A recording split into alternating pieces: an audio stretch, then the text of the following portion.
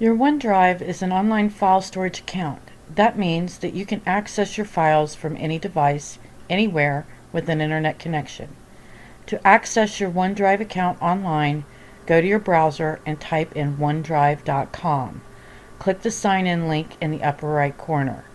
Enter your Chatfield email address in the sign in window and click Next.